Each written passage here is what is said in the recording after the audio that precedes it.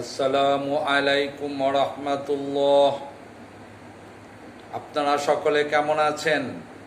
নিশ্চয়ই ভালো আছেন। আল্লাহ তাআলা আমাদের সবাইকে ভালো থাকার তৌফিক দান করুন। আজকে একটি ইম্পর্টেন্ট পয়েন্ট আপনাদের সামনে তুলে ধরা হচ্ছে। আমরা সবাই মনোযোগ সহকারে শ্রবণ করি এবং আমল করার চেষ্টা করি। এপিসোড 20। আল্লাহ যাকে চান রাজ্যের বাদশাহ দান করেন। আল্লাহ তাআলা আল কোরআনের সূরা বাকারার 247 নম্বর আয়াতে ঘোষণা করেছেন, আল্লাহ তাআলা যাকে চান রাজ্যের বাদশাহ দান করেন। আল্লাহ gives the king of the kingdom whatever he wants. Explanation হচ্ছে, আল্লাহ তাআলা এক রাতে বাদশাকে ফকির এবং ফকিরকে বাদশাহ করতে পারেন। আল্লাহ তাআলার ইচ্ছায় সব হয়ে থাকে। আল্লাহ তাআলা সুলাইমান আলাইহিস সালামকে দুনিয়ার অর্ধেক বাদশাহী দিয়েছিলেন এবং ফিরাউনের মতো ধনী বাদশাহকে নিঃস্ব করে দিয়েছেন।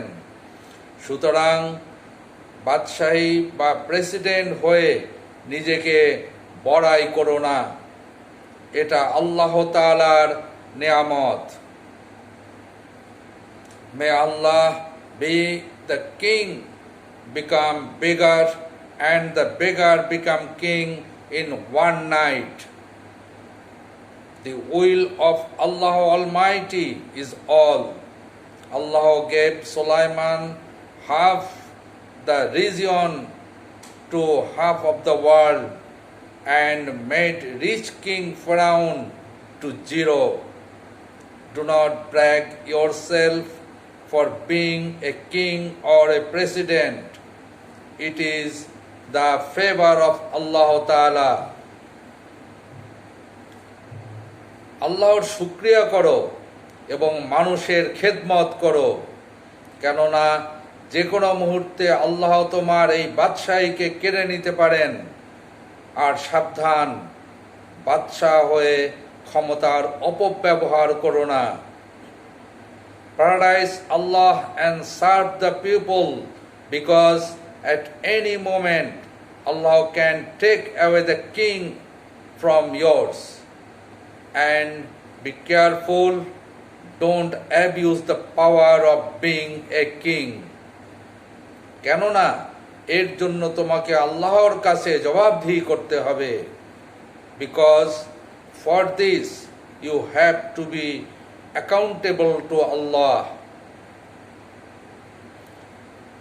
এরপর আরেকটি ইম্পর্টেন্ট এপিসোড আপনাদেরকে শোনানো হচ্ছে। আল্লাহ তাআলা সূরা আল কোরআনের মুদাসসিরের 6 নম্বর আয়াতে ঘোষণা করেছেন, অধিক আশা করা ঠিক নয়। It's not fair to accept more. Explanation হচ্ছে, কোনো কিছু নিয়ে বেশি আশা করা ঠিক নয়। No more expectation in this world. কম আশা করে জীবনে যা পাওয়া যায় তাই উত্তম ও তৃপ্তি লাগে এবং তাতেই তৃপ্তি পাওয়া যায়। কাজেই বেশি আশা করে কেন নিজেকে ঠকাবে, কেন নিজেকে হতাশ ও অতৃপ্ত করবে? কাজেই আল্লাহর ঘোষণা মেনে নিয়ে চলাই উত্তম এবং এর মধ্যেই শান্তি ও কামিয়াবি। What is available in this life with low expectation is good and satisfying, and that is what gives satisfaction. So why expect more? Why deceive yourself? Why you will despair and be dissatisfied? Therefore, obeying Allah's declaration is good, and in it there is peace and success. এবার আরেকটি important point আপনাদেরকে শোনানো হচ্ছে। মসজিদ কেবলমাত্র আল্লাহ তাআলার জন্য। আল্লাহ তাআলা সূরা আল কোরআনের জিনের 18 নম্বর আয়াতে ঘোষণা করেছেন, মসজিদ কেবলমাত্র আল্লাহ তাআলার জন্য, উহাতে আল্লাহর সাথে অন্য কাহাকেও ডাকা নিষেধ। The mosque is only for Allah Ta'ala. It forbids calling on anyone other than Allah. Explanation হচ্ছে, মসজিদকে বলা হয় আল্লাহ তাআলার ঘর এবং মসজিদে হারামের কাবা শরীফের টুকরা। মসজিদ is the divine place of Allah and the part of mosque in haram Kaaba. Explanation হচ্ছে, কাজেই আল্লাহর ঘরে আল্লাহকে ছাড়া অন্য কাউকে ডাকা প্রশ্নই আসে না। সুতরাং আল্লাহর ঘর মসজিদে নীরবতা অবলম্বন করো ও সর্বদা আল্লাহর ইবাদতে মশগুল থাকো। Therefore there is no question of calling anyone other than Allah into the house of Allah as mosque. In fact, be quiet in the mosque of the house of Allah and always be worship Allah. মসজিদে অবস্থানকারী ব্যক্তির উপর সর্বদা আল্লাহর রহমত নাজিল হয়। The mercy of Allah is always bestowed upon person staying in the mosque. কাজেই বেশি বেশি করে মসজিদে অবস্থান করো এবং সর্বদা আল্লাহকে ডাকো। Therefore, stay in the mosque more often and always call on Allah.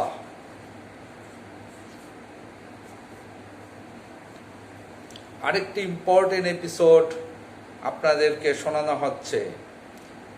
আল্লাহ তাআলা আল কোরআন জিনের 26 এবং 27 নম্বর আয়াতে ঘোষণা করেছেন, গায়বী জ্ঞান আল্লাহ ছাড়া আর কারো নাই, তবে রসুল ছাড়া অন্যান্য মানুষকেও আল্লাহ গায়বী জ্ঞান দেন, তবে আল্লাহ যাহাকে পছন্দ করেন। The knowledge of the unseen is none other than Allah.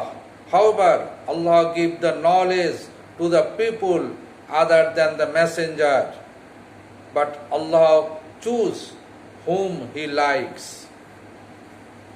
Explanation হচ্ছে, সমস্ত গায়বী জ্ঞান একমাত্র আল্লাহ তাআলার।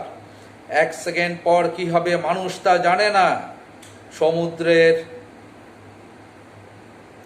তলদেশে পিপীলিকার পায়ের শব্দ আল্লাহ তাআলা শুনতে পান। কোটি কোটি বছর আগে কি হয়েছিল এবং কোটি কোটি বছর পরে কি হবে আল্লাহ তাআলা সবই জানেন। তবে আল্লাহ তাআলা তার প্রিয় বান্দা নবী ও রসুলকেও কিছু গায়বী জ্ঞান প্রদান করে থাকেন। ওনারা অনেক জ্ঞানের অধিকারী।